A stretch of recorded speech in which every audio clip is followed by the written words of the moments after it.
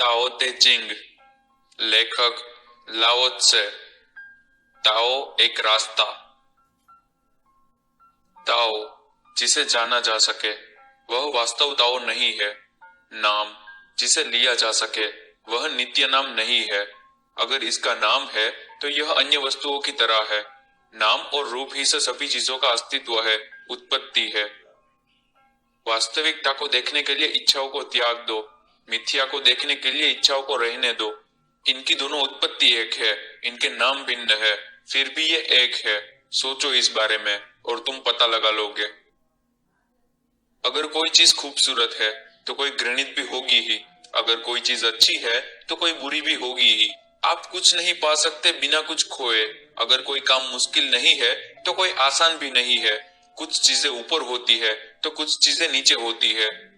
तुम संगीत सुन रहे हो क्योंकि यह शोर नहीं है।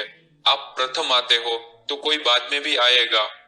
साधु मुनि अपना काम कर लेते हैं बिना एक भी अंग हिलाए। वे अपनी बात रख देते हैं बिना कोई शब्द कहे। जब विपत्तियां आती है वे धैर्य रखते हैं। उनके पास ज्यादा कुछ नहीं होता, पर जो भी कुछ होता है वे उसका उपयोग करते हैं। वे कार्य करते हैं बिना किसी का समर्थन चाहे। जब कार्य पूर्ण हो जाता है तो वे अगले कार्य की ओर चले जाते हैं, क्योंकि वे इसके श्रेय की अपेक्षा नहीं करते, इसीलिए उनका कार्य पूर्ण रहता है। अगर आप अपनी बहुत प्रशंसा करते हैं तो लोग आपका समय खराब करेंगे आपके सामने अपना प्रभाव बनाने के लिए। अगर आप चीजों को हद से ज्यादा महत्व देते हो तो आपको कोई नहीं पूछेगा। अगर आप लोगों को सिर्फ प्रसन्न देखना चाहते हो तो तुम उनको वास्तविकता से परे कर रहे हो। चीजों को हद से ज्यादा महत्व मत दो, यह लोगों को आपसी कलह से बचाएगा। मूल्यवान चीजों को ज्यादा भाव मत दो, यह लोगों को चोर बनने से बचाएगा। लोगों को ज्यादा लालसा मत दो, यह उनके हृदय को संशय से दूर रखेगा। साधु मुनि नेतृत्व करते हैं लोगों के मन का संशय मिटाकर व उसको शांत करके, और उनके हृदय का द्वार खोलकर।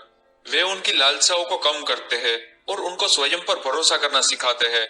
वे उन्हें सिखाते हैं भूलना जो वे अब तक जानते हैं और जो वे चाहते हैं, ताकि कोई भी उनका बेवजह फायदा न उठा सके। हर वक्त चीजों की लालसा करना बंद करो और देखो कि क्या घटित हो रहा है। यहाँ पर कितनी ताओ है, तुम्हें जितनी चाहिए उससे कहीं ज्यादा। तुम्हें जितनी चाहिए सारी ले लो, यहाँ और भी होगी। तुम इसे देख नहीं सकते, पर यह है, यह हमेशा आसपास होती है। यह कहाँ से आती है? यह तो पूर्वजों के भी पूर्वज प्रतीत हो रही है।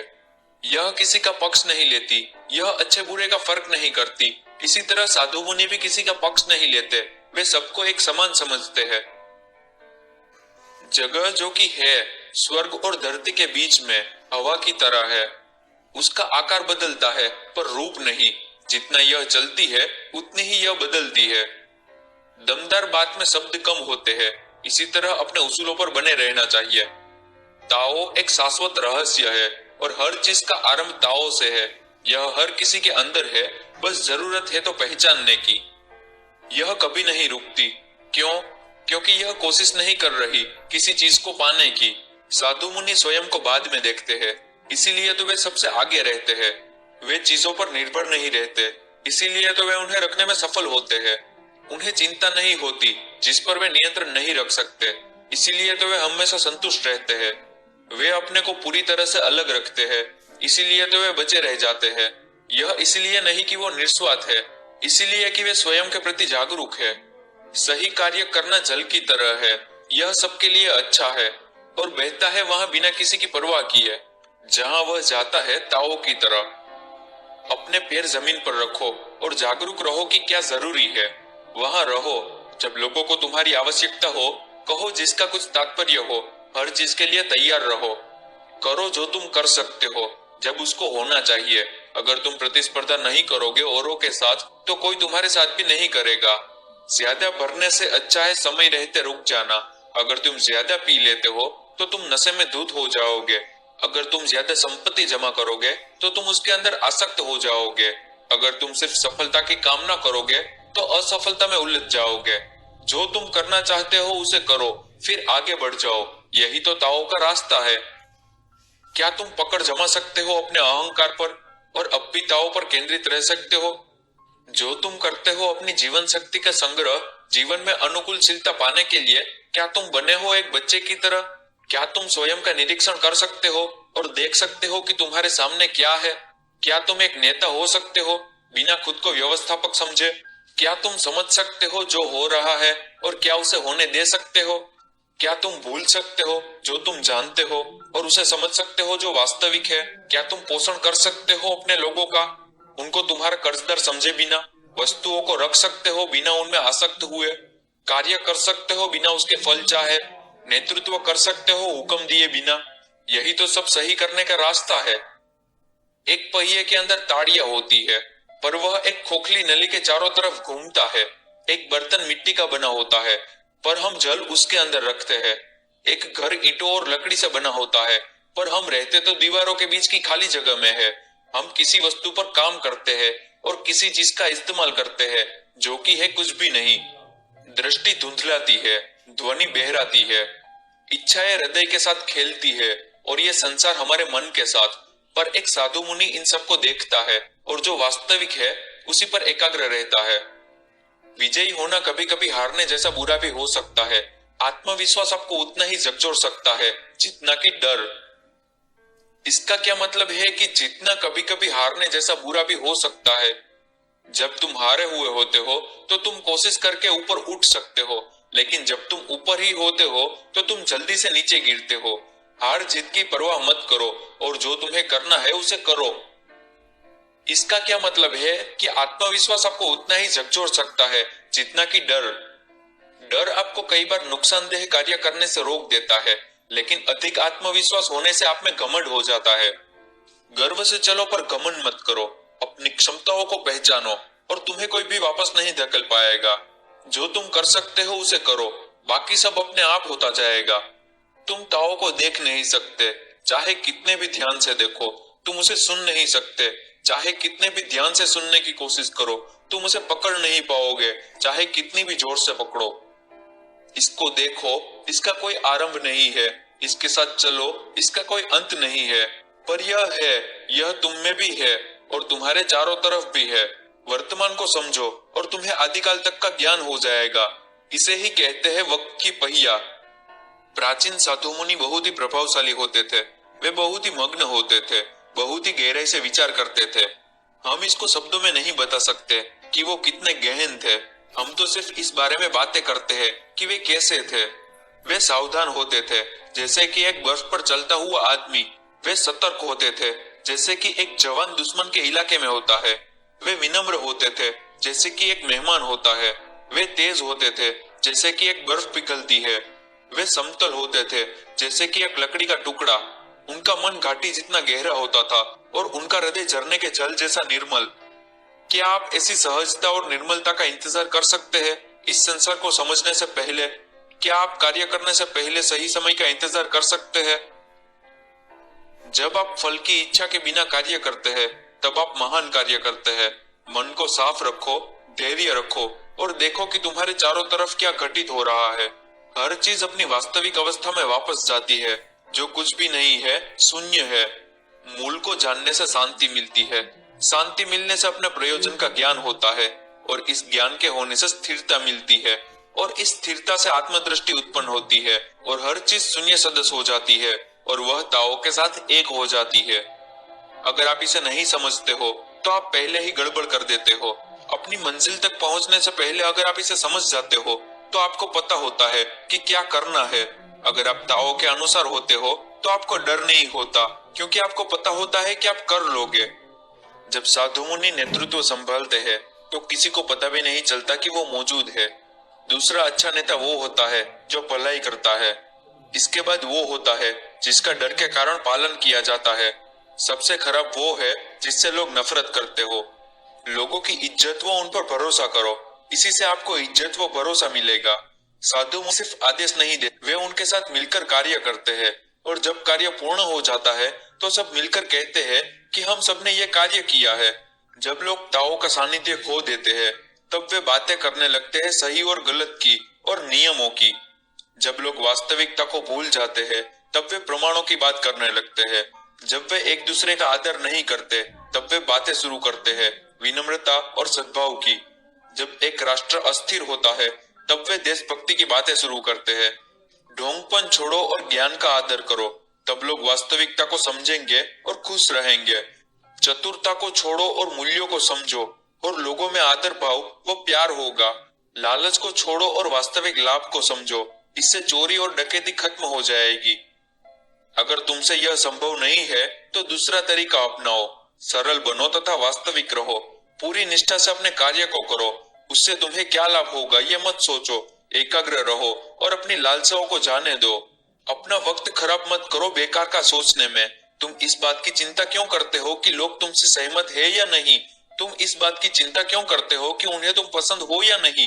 तुम उन वस्तुओं की चिंता क्यों करते हो जो औरों के लिए हो? इन सब के बारे में सोचना बंद करो। लोगों को अपना काम करने दो और उन्हें खुद का आनंद उठाने दो। इन सब के लिए तुम क्यों चिंता करो? वसंत में कोई बगीचे में जाता है, कोई छत पर टहलता है, लेकिन तुम इस बात से चिंतित क्यों हो कि तुम कहीं पर नहीं गए? जैसे कि एक बच्चा होता है, हंसना सीखने से पहले वो नहीं जानता कि कैसे हंसा जाए, लेकिन फिर भी वो खुश रहता है। बाकी सबको इन सब में आसक्त होने दो, पर तुम नहीं हो रहे हो। तुमको अपना मन इन सब चीजों से नहीं भरना है। तुमको इन सब में नहीं फंसना है। किसी एक चीज से बंधे नहीं रहना है। और लोग चतुर होते हैं, मैं सोचता हूँ कि मैं मूर्ख हूँ। और लोगों का लक्ष्य होता है, मैं सोचता हूँ कि मैं लक्ष्य रहित हूँ। हवा की तरह हूँ या फिर लहरों की तरह, मैं औरों की तरह नहीं हूँ। मैं तो ताओ के साथ एक हूँ। एक साधु मुनि ताओ पर एकाग्र रहता है, और कुछ नहीं, सिर्फ ताओ। ताओ का कोई रूप नहीं है, आकार नहीं है। हाँ, इसका कोई रूप नहीं है, आकार नहीं है, तब भी यह एक आकृति की तरह है। हाँ, इसका कोई आकार नहीं है, रूप नहीं है, तब भी इसका एक ढांचा है। हाँ, यह धुंधली है, उज्जवल नहीं है, फिर भी इसी के अंदर प्रकाश है। यही एक शाश्वत सत्य है और इसी से विश्वास है। आप एकाग्र कैसे रह सकते हैं एक ऐसी चीज पर? आदि से लेकर अब तक इसे भूला नहीं गया है, क्योंकि यह ऐसी ही है। जब से यह संसार है तभी तो यह हमारे साथ है। मैं यह कैसे जानता हूँ? इसी से ही मैं जानता हूँ। कभी कभी हार माननी पड़ती है, हमेशा जीतने के लिए झुकना पड़ता है, ऊंचा खड़े रहने के लिए। अगर तुम ज्ञान चाहते हो तो पहले अपने मन को खाली करो। अगर तुम इस दुनिया को जीतना चाहते हो तो पहले स्वयं को जीतो। अपना सारा दम लगा दो अपनी आखिरी सांस पर, तभी तुम अपने सामर्थ्य को पहचान पाते हो। तुम दूर तक जाते हो। जब तुम्हारे पास पकड़ने को कुछ नहीं होता, जितना तुम इकट्ठा करोगे उतना ही तुम वास्तविकता से दूर होते जाओगे। एक साधु मुनि इसे अपने हृदय से समझता है और औरों के लिए उदाहरण प्रस्तुत करता है। वह दिखावा नहीं करता, इसीलिए तो लोग उसकी समीक्षा करते हैं। वह अपने आप को परिभाषित नहीं करता, इसीलिए तो वह सबसे अलग होता है। वह अपनी क्षमता का गुणगान नहीं करता, इसीलिए तो वह सफल हो पाता है। उसे अपने कार्य पर घमंड नहीं होता, इसीलिए तो वह लंबे समय तक टिक पाता है। वह यहाँ किसी के साथ प्रतिस्पर्धा के लिए नहीं होता, इसीलिए तो कोई उसके रास्ते में नहीं आता। एक प्राचीन कहावत है, जो पेड़ तेज हवाओं में झुकता है वही बचा रह जाता है। यह सच है, आखिर में वही बचता है। ताओ के सानिध्य में रहो और तुम्हें इसका अर्थ समझ आ जाएगा। प्रकृति भी इसे अपनाती है, तभी तो हवाएं नहीं चलती पूरे दिन के लिए, तूफान नहीं रहता पूरे दिन के लिए। अगर प्रकृति यह जानती है और इसे अपनाती है तो तुम्हें भी करना चाहिए। इन्हें कौन हमेशा के लिए बना सकता है? क्या स्वर्ग और धरती? पर ये तो इनको शाश्वत नहीं बना सकते, तो फिर मनुष्य के लिए कैसे संभव है? जो ताओ के अनुसार होता है वह ताओ के साथ एक होता है। जो खुश रहता है उसे खुशी मिलती है। जो खुद को दुखी समझता है वह दुखी रहता है। जब तुम ताओ के साथ एक होते हो, ताओ तुम्हें स्वीकार करती है। जब तुम खुशी को अपनाते हो तो खुशी तुम्हारे लिए वहां हमेशा होती है। स्वयं पर विश्वास रखो और बाकी सब भी तुम पर विश्वास करने लगेंगे। अपने उद्देश्य में दृढ़ रहो ताकि तुम रास्ते से भटक न जाओ। खुद पर नियंत्रण सीखो अगर तुम कुछ करना चाहते हो। खुद पर ध्यान आकर्षित मत करो अगर तुम चाहते हो लोगों का ध्यान तुम्हारी तरफ आए। कोई भी उनका आदर नहीं करता जिनके पास हमेशा बहाने होते हैं। कोई भी उनको श्रेय नहीं देता जो हमेशा खुद ले लेते हैं। लोग जो अपना प्रचार खुद करते हैं उनके पास देने के लिए कुछ नहीं होता। ताओ के संदर्भ में ये होते हैं ढोंगी और हद से ज्यादा रखने वाले। वे नहीं लाते कभी भी खुशियां। जो लोग ताओ के साथ एक होते हैं उन्हें उनका अनुसरण नहीं करना चाहिए। कुछ है जो अप्रतिभाषित है, फिर भी संपूर्ण है, शाश्वत है, जो धरती और आकाश से भी पहले से है, शांत और अपार, स्थिर है शुरुआत से और फिर भी मौजूद है। सभी चीजों की उत्पत्ति का कारण है। मैं इसका नाम नहीं जानता, पर इसे ताओ के नाम से कहता हूँ। इतना भव्य कि यह टिका हुआ है, और जो टिका रहता है वो लंबे समय तक रहता है, और जो लंबे समय तक रहता है वो शुरुआत में फिर आता है। ताओ भव्य है, धरती और स्वर्ग भी भव्य है, और जो ताओ के साथ एक है वो भी महान है। यही चार तो इस ब्रह्मांड में महान है। जो ताओ के साथ एक है वो धरती के साथ भी है, और धरती स्वर्ग के साथ है, और स्वर्ग ताओ के साथ है, और ताओ सबके साथ है। भारी ही हल्के की उत्पत्ति का कारण है, स्थिर से ही अस्थिर की उत्पत्ति है। इसीलिए साधु मुनि पूरा दिन चलते हुए भी अपनी मंजिल से दृष्टि नहीं हटाते। कई मनोहर चीजें उन्हें भटकाना भी चाहती है, पर वे शांत रहते हैं। एक शासक कैसे एक राष्ट्र को संभाल सकता है बिना किसी परेशानी के, जबकि वो इन सब लालसाओं और इच्छाओं से ग्रसित होता है। अगर वो ज्यादा उदार है तो उसके मंत्री भ्रष्ट हो जाएंगे, अगर वो ज्यादा सख्त है तो उसका राज्य खत्म हो जाएगा। पूर्ण अभ्यास के द्वारा तुम आ जा सकते हो बिना कोई छाप छोड़े, बिना लड़खड़ाए लगातार बोल सकते हो, मुश्किल गणित का हल निकाल सकते हो, दरवाजा बना सकते हो बिना ताले का जिसे कोई नहीं खोल पाएगा, बांध सकते हो किसी भी चीज को बिना गांठ के और बिना रस्सी के, और वो ढीला भी नहीं होगा। साधु मुनि होते हैं सबकी मदद करने के लिए, और जरूरत पड़ने पर सभी को अनदेखा भी करने के लिए। वे चीजों का उपयोग बुद्धिमत्ता के साथ करते हैं और कुछ भी बेकार नहीं जाने देते। कुछ लोग इसे कहते हैं अपने आत्म प्रकाश का अनुसरण करना। अच्छे लोग बुरे को सिखाते हैं क्योंकि उनमें सिखाने की क्षमता होती है। होशियारी किसी काम की नहीं होती अगर आप अपने गुरु और बड़ों का आदर नहीं करते हो और दूसरों के हुनर को इज्जत नहीं देते हो। यही ताओ का सबसे महत्वपूर्ण पाठ है। अगर तुम ताकतवर हो पर फिर भी संवेदनशील हो तो शक्ति तुम्हारे अंदर बहती है, जिससे तुम हमेशा ताओ के साथ एक होते हो। यह एक नई जिंदगी की तरह है। अगर तुम आदर्शवादी हो परंतु वास्तविकता को जानते हो तो तुम दूसरों के लिए उदाहरण प्रस्तुत करते हो। इसे करो और तुम हमेशा ताओ के साथ एक होगे। तुम कुछ भी कर सकोगे।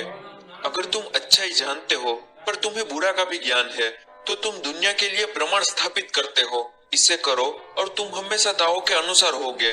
तुम फिर से कुछ भी कर सकोगे। अगर तुम मानवीय हो पर फिर भी विनम्र हो और चीजों को देखते हो जैसे कि वे है, तो तुम हमेशा ताओ के अनुसार होते हो और तुम्हारा जीवन सरल और सामर्थ्यवान हो जाता है। सच्चे तथा सजग रहो और फिर देखो ताओ तुम्हारे साथ एक होती है या नहीं। तुम इस दुनिया को विजय करना चाहते हो, फिर से सोचो, यह दुनिया एक पवित्र जगह है। तुम जो चाहो वे इसके साथ नहीं कर सकते। जिन्होंने इसे बदलने की कोशिश की है उन्होंने इसका विध्वंस कर दिया है। जिन्होंने इसे पाने की कोशिश की है उन्होंने इसे खो दिया है। कई बार आप आगे बढ़ते हैं या कई बार पीछे रहते हैं। कई बार आप खुद को बढ़ाते हैं या कई बार आप स्थिर रहते हैं। कई बार आप सुदृढ़ होते हैं तो कई बार कमजोर। कई बार आप ऊपर होते हैं तो कई बार नीचे होते हैं। एक साधु मुनि सदा जीवन व्यतीत करता है, अधिकता से परहेज करते हुए। ध्यान से सुनो, अगर तुम एक मुखिया बनना चाहते हो तो जो ताओ के सानिध्य में होता है वो कभी भी अपने लक्ष्यों के लिए हिंसा का प्रयोग नहीं करता, क्योंकि हिंसा हमेशा बुरा ही लौटाती है, उससे कुछ बुरा ही होता है। युद्ध पर गई सेना अपने पीछे आंसुओं के निशान छोड़ देती है और फौजों की जीत हमेशा विध्वंस करती है। साधु मुनि वो करते हैं जो होना चाहिए और बस यही वो करते हैं। जो तुम्हें करना है वो तुम करो, बिना घमंड और अहंकार के कार्य को पूर्ण करो, पर फिर फल की चेष्टा मत करो। जो तुम्हें करना हो करो, पर खुद के फायदे के लिए नहीं, इसीलिए करो कि वो होना चाहिए। इसे इस तरह मत करो कि जैसा तुम सोचते हो कि यह होना चाहिए, ऐसा करो कि जैसे इसको होना चाहिए। ताकतवर अपनी सारी शक्तियां खो देता है और अपना ताओ के साथ संबंध भी। अगर वह ताओ के साथ सही नहीं होता है और वे ज्यादा समय तक नहीं टिकते और वे मृत की तरह होते हैं। हथियार भयावह वस्तु है और अगर तुम ताओ के साथ एक होना चाहते हो तो उन्हें त्याग दो। एक साधु मुनि जानता है कि सबकी उत्पत्ति ताओ से है और पहचानता है कि इन सब में क्या समानता है। अपने विरोधियों के साथ वह हमेशा कोशिश करता है झगड़े से बचने की, लेकिन जब कोई रास्ता नहीं बचता तब वह शक्ति का सावधानी से उपयोग करता है। यह वह बिल्कुल संयम से करता है और कभी उस जीत का जश्न नहीं मनाता जो वो उसे लोगों को मारकर मिली है। जो लोग दूसरे लोगों की हत्याएं करते हैं वे ताओ के साथ अपना सानिध्य खो देते हैं। जब आप एक युद्ध जीतते हैं तब आप कब्रों पर चलते हैं, मरे हुए को सम्मान दो। ताओ एक शाश्वत रहस्य है। यह इतना छोटा है कि तुम इसे पकड़ नहीं सकते। अगर एक मुखिया ताओ के साथ एक होता है तो बाकी सब उसे निर्विरोध अपनाते हैं और हर चीज सही हो जाती है। लोग सही चीज करते हैं बिना कुछ बताए। जब एक चीज के कई भाग किए जाते हैं तो उनको हर एक को एक नाम चाहता है। यहाँ पहले से ही बहुत से नाम है और भेद है। फिर हमें पता होना चाहिए कि हमें कहाँ रुकना है। इसके जानने से विपत्तियां नहीं आती। इस ब्रह्मांड में हर चीज के पास ताओ है और हर वस्तु ताओ की तरफ जाती है, जैसे कि नदियों का पानी समुद्र की तरफ जाता है। चीजों को जानना आपको चतुर बनाता है, पर खुद को जानना आपको बुद्धिमान बनाता है। औरों पर विजयी होने के लिए तुम्हारा ताकतवर होना जरूरी है, पर खुद को जीतने के लिए तुम्हारा सामर्थ्यवान होना जरूरी है। जब तुम्हारे पास होता है जो तुम्हें चाहिए, तभी तुम सही मायने में संपन्न होते हो। अगर तुम कभी हार नहीं मानोगे तो तुम कोई रास्ता जरूर निकाल लोगे। अगर तुम अपने प्रति ईमानदार रहते हो तो तुम कभी नहीं भटकोगे। अगर तुम अपनी जिंदगी में जीवंत रहते हो तभी तुम जीते हो। ताओ सभी दिशाओं में है, यह हर वस्तु में है, पर हर वस्तु के पास यह नहीं है। सबको इसकी जरूरत है, तभी तो यह प्रदान करती है और बदले में कुछ नहीं चाहती। हर चीज ताओ से आती है, पर यह अपने आप को प्रदर्शित नहीं करती।